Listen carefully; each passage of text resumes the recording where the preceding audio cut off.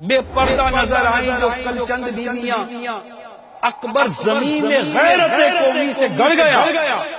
پوچھا جو ان سے آپ کا پردہ وہ کیا ہوا؟ کہنے لگی کہ عقل پہ مردوں کی پڑ گیا۔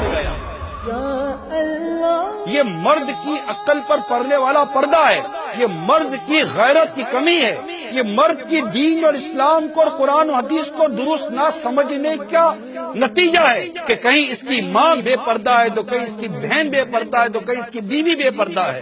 سلیو لیس کپڑے پہن کر بازار نکلتی ہیں، اب کہہ کر بھائی کتنا کہیں کہ بھائی برقع پہنو، شرعی پردہ کرو، نہیں برقع نہیں۔ چادر میں تو ایک نارمل سی چادر جس میں پردے کی جو شرعی احکام ہے وہ بھی پورے نہیں ہوتے، برقع گیا، چادر گئی، شال گئی، دوپٹہ بھی گیا، اب جو بچا تھا تو مردوں کے کپڑے پہننے لگ گئی۔ اللہ کی پناہ ان عورتوں کو اللہ تبارک و تعالی ہدایت دے۔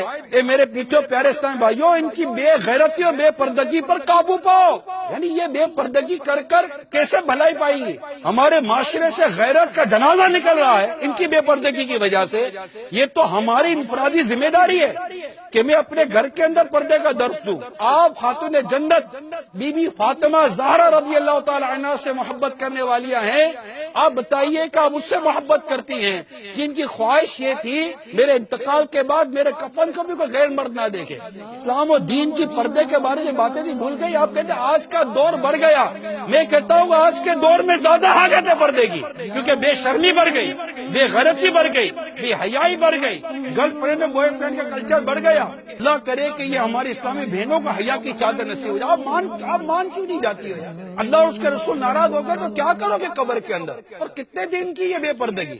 آپ مان جاؤ نا۔ اس بے شرمی کو، بے حیائی کے سیلاب کو کون روکے گا؟ اللہ تبارک و تعالیٰ قرآن پاک سورہ تحریم آیت نمبر 6 میں فرماتا ہے، يا أيها الذين آمنوا قوا أنفسكم وأهليكم نارا وقودها الناس والحجارة۔ اے ایمان والو، اپنی جانوں اور اپنے گھر والوں کو اس آگ سے بچاؤ جس کے ایندھن آدمی اور پتھر ہیں۔ ایک گھر کے سربراہوں میں آپ سے عرض کرتا ہوں